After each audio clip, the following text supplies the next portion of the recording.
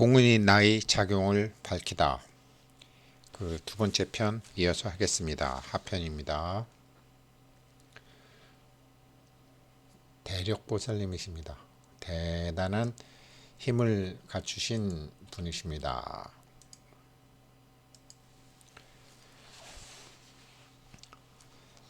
부처님께서 말씀하셨다. 그러하니라 불가사의하니라. 부사의한 마음 그 마음도 역시 그러하니라. 왜냐하면 여여함은 불각의 그 마음과 다르지 않나니 마음은 본래 여여함 그 자체이기 때문이니라. 중생과 불성은 하나도 아니고 다른 것도 아니니라. 중생의 속성이라는 것도 본래 생겨남과 사라짐이 있는 것이 아니고 생겨남과 사라짐도 그 근본은 원래의 그 본성은 적적 고여 열반이라고 그렇게 불리는 것이니라.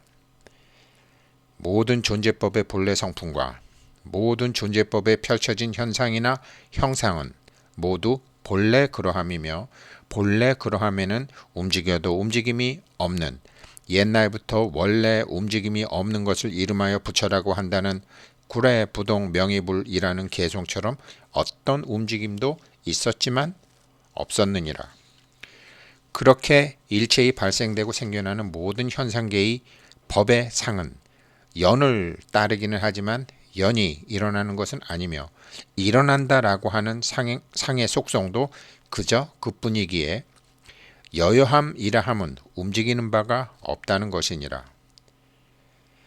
12연기의 인연의 속성과 현상은 둘 다 서로가 본래 공한 것이며 연과 연이 공하고 공한 것이어서 반연하고 일어남도 실체가 있는 것도 아니고 일체의 연기법은 내가 그렇게 중생의 입장에서 말하기는 했지만 미혹한 마음에서 허망되게 보이는 바이며 그 나타남의 본질은 생겨난 것이 아니니라. 마음이라는 것도 법의 이치는 같아서 그 자체는 공하여 없는 것이며 마치 저 마음의 공왕인 시망, 공예나 성품, 주인공 그들 모두 본래는 머무르는 곳이었건만은 범부 중생의 마음이 허망하게 분별해서 하느님이니 옥황상제니 불국토니 불국정토니 하며 시망, 공예나 주인공이 계신 곳이 있고 갈 곳이 있다고 하는 것일 뿐이니라. 해서 여여한 상은 본래 있고 없는 것이 아니니 있다거나 없다거나 하는 모습은 오직 중생들의 심식이 만든 것을 스스로 그렇게 보는 것일 뿐이니라. 보살이여, 이렇듯이 마음이라는 놈의 존재 법칙은 그 자체가 없다는 것도 아니며 자체가 있다는 것도 아니며 있는 것도 아니며 없는 것도 아니니라. 보살이여, 없다느니 없지 않다느니 하는 모습도 언설로 도달되는 경지가 아니니라. 왜냐하면 진여의 법은 텅 비고 넓고 넓어서 모습이 없나니 성문영각 이승이 미칠 수 있는 경지가 아니기 때문이니라. 허공의 경계는 앙화박을 헤아릴 수 없는 것이어서 보시, 지계, 인욕, 정진, 선정, 반야의 6경지를 실천하는 육행보살이라야 이것을 알 수 있느니라. 대력보살이 여쭈었다. 어떠한 것을 육행이라고 합니까? 원컨대 설명하여 주시옵소서. 육행은 6가지 행으로 나누어져 있는데 화엄경 약창계의 보살, 십주, 병맹품, 십회, 향급, 십지풍, 십정, 십통, 십인품, 열애, 십신, 상해품의 그 십칭계의로 설하자면 첫째는 십신 행이요, 둘째는 십주 행이요, 셋째는 십행 행이요, 넷째는 십회양 행이요, 다섯째는 십지 행이요. 여기까지가 5행이고 마지막 6행은 등각 행이라고 하나니 이와 같이 6행을 모두 실행하는 사람이라야 능히 모든 존재의 실상을 알 수 있느니라. 대력보살이 여쭈었다. 실제 깨달음의 이익이라는 것은 어디로 나가고 어디에서 들어옴도 없는데 어떠한 법과 마음으로 존재의 실상에 들어갈 수 있다고 하는 것입니까? 부처님께서 말씀하셨다. 공의 나의 실상, 존재의 실상이라고 하는 법은 법에 가히가 없으므로 한계가 없는 마음이라야 실제에 들어갈 수 있느니라. 대력보살이 어쩌었다. 한계가 없는 마음의 지혜는 그 지혜가 가히 없으며 가히 없는 마음이라야 그 마음의 자제함을 얻나니 자제로운 지혜라야 실제에 들어가게 될 것입니다. 그러나 저 범부들처럼 마음이 유약한 시커먼 중생들은 그 마음의 헐떡거림이 많으리니 어떠한 법으로 그 중생들의 헐떡거림을 제어해서 견고한 마음을 얻어서 실제에 들어갈 수 있게 하겠습니까? 보살이여, 저 마음이 헐떡거린다는 시커먼 중생들도 안과박의 번뇌로 안팎으로 꼬리를 물고 물어서 흘러 물방울이 모여서 바다를 이른 뒤 커다란 바람이 바다를 두들겨 파도를 만들면 큰 용이 놀라 날뛰어서 그 놀라 날뛰는 마음 때문에 헐떡거림이 많게 된 것뿐이니라. 보살이여, 그 중생들로 하여금 셋을 보존하고 하나를 지키게 해서 열의 선에 들어가게 하면 열의 선의 선종으로 인해 마음의 헐떡거림이 없어지게 되느니라. 대력보살이 여쭈었다. 어떤 셋을 보존하고 하나를 지키게 해서 열의 선에 들어갈 수 있게 한다고 하시는 것입니까? 부처님께서 말씀하셨다. 셋을 보존한다는 것은 세 가지 해탈을 보존하는 것이요, 하나를 지키게 한다는 것은 일심의 여여함을 지키는 것이니라. 열의 선에 들어간다는 것은 마음의 여여함을 이치 그대로 관하는 것이며 이와 같은 마음의 경지에 들어가면 바로 실제에 들어가게 되는 것이니라. 대력보살이 다시 여쭈었다. 세 가지 해탈법이란 어떠한 일을 말씀하시는 것이며 이치 그대로 관하는 삼매는 어떠한 법을 따라서 들어가는 것입니까? 부처님께서 말씀하셨다. 세 가지 해탈이란 바로 허공해탈, 금강해탈, 반야해탈을 일컫는 것이며 이치 그대로 관한다라는 것은 마음이 그대로 청정하여 옳다 그르다 하는 가부의 마음이 없게 되는 것이니라. 대력보살이 여쭈었다. 어떠한 것을 보존하는 작용이라 하시는 것이며 관은 도대체 어떻게 하는 것입니까? 부처님께서 말씀하셨다. 비록 색의 나라고 할지라도 마음과 현상이 둘이 아닌 채로 그냥 그렇게 지켜보는 것은 보존하는 작용이라고 부르고, 안에서 행이 일어나고 밖에서 행이 일어남에도 그 행을 따라 나가고 들어옴에 둘이 아니며 하나의 상에 머무르지 않고 마음에 얻고 이름이 없어서 하나이면서도 하나 아닌 경지로 마음이 청정하게 흘러 들어가는 것을 지켜보고 있는 세계 나가 관한다고 부르는 것이니라. 보살이여, 이러한 사람은 색부리공 공부리색 색즉시공 공즉시색을 터득하여 두 가지 모습에 머무르지 않느니라. 비록 출가를 하지는 않았다 하여도 그렇다고 집에 있다는 것도 아니니라.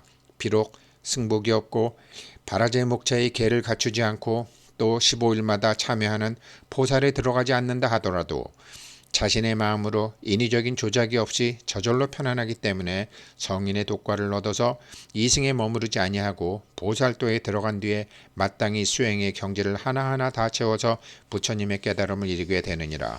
대륙보살이 여쭈었다. 불가사의합니다. 이러한 사람은 출가는 하지는 않았지만 출가하지 않은 것도 아닙니다.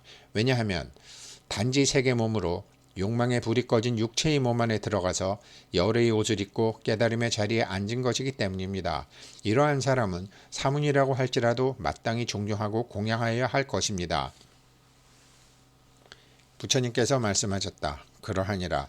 왜냐하면 색의 몸으로 욕망의 불이 꺼진 육체의 몸 안에 들어가 있어도 마음은 이미 삼계를 뛰어넘었으며 열의 옷을 입고 제법 공처의 자리에 들어가서 깨달음의 자리에 앉아서 정각의 경지에 올라갔으니 이와 같은 사람은 마음으로 색의 나와 공의 나, 그 두 가지 나를 뛰어넘었거늘 어찌 하물며 사문이라고 하여 존경하고 공양하지 않겠는가. 대륙보살이 여쭈었다. 저와 같이 모든 것이 하나인 경지와 공의 바다 같은 것을 이승의 사람들은 볼 수가 없는 바이겠습니다. 부처님께서 말씀하셨다. 그러하니라. 저 이승에 비열한 사람들은 오직 삼매를 얻는 것에만 탐닉하여 삼매의 몸을 비록 얻을지라도 저 공의 바다와 같은 여일한 경지에서는 마치 술에 취한 병에 걸린 사람 같아서 침침하며 취하여 깨어나지 못하거나 수많은 겁을 보내고도 여전히 깨어나지 못하다가 술기운이 사라지고 나서야 비로소 깨어난 후 결국 이러한 행함을 모두 닦은 뒤에야 부처님의 몸을 얻게 되는 것이니라.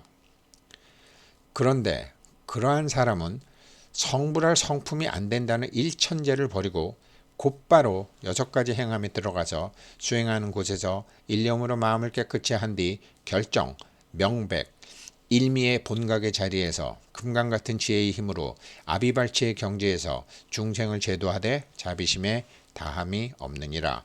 대력보살이 여쭈었다. 이러한 보살 종자의 성품을 가진 사람은 마땅히 계율도 지키지 않으리니 저 사문들에게도 당연히 공경하거나 우러러보지는 않을 것입니다. 말씀하셨다. 부처님께서 말씀하셨다. 계율을 설명하는 사람의 입장에서 그 마음이 착하지 않고 교만해서 마음바다의 파도와 물결 때문에 그렇게 보일 수는 있어도 그 보살 종자의 성품을 가진 사람의 마음 땅은 팔식의 바다가 잔잔하고 구식의 흐름이 청정해서 경계의 바람이 그것을 움직이게 할 수 없고 감정의 파도와 물결이 일어나지 않느니라. 계율의 근본 바탕도 허공과 같은 것이어서 오직 세계 나의 몸을 들들 볶아 그것을 지키려고 하는 자는 도리어 미혹하여 엎어지게 되느니라. 저 보살종자의 성품을 가진 사람은 승복을 입었건 승복을 입지 않았건 육식과 칠식이 일어나지 않고 모든 갈망과 애욕이 사라져 고요하며 새 부처를 여의지 않고 보리심을 바라느니라. 그들은 3가지 무상 가운데서도 마음을 깊이 따라가서 불법성 삼보를 깊이 공경하고 위의를 잃지 않으니 그 사문에 대해서도 공경하지 않음이 없을 것이니라. 보살이여, 저 어진 사람은 세간에 움직이거나 움직이지 않는 법에 머무르지 않으며 삼공치에 들어가 삼유심의 마음을 없애느니라. 대력보살이 여쭈었다. 저 어진 사람은 과족만덕 부처님과 열애장 부처님과 형상 부처님 등 여러 부처님의 처소에서 보리심을 발하여 섭율의계, 섭선법계, 섭중생계 그렇게 3가지의 청정한 계율에 들어가긴 하지만 그 계율의 상에 머무르지는 않고 삼유심을 없애버리기는 할지라도 공적한 경지에 거주하지도 않으며 제도할 만한 중생을 버리지 않으려고 고르지 못한 중생계의 땅에 들어갔으니 정말 불가사의합니다. 그때 사리불이 자리에서 일어나 부처님 앞에서 개송으로 말하였다. 반야의 바다를 갖추었지만 열반의 성에도 머물지 않으시니 마치 저 미묘한 연꽃이 높은 언덕에서는 나지 않는 것과 같습니다.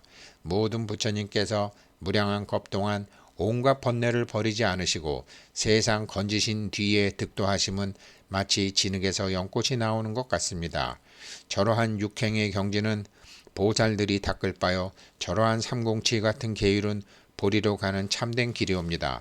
저도 이제 머무르지 않는 것은 부처님께서 설하신 바와 같이 와야만 할 곳으로 다시 돌아와 보살도 갖춘 뒤에 다시 나오겠습니다.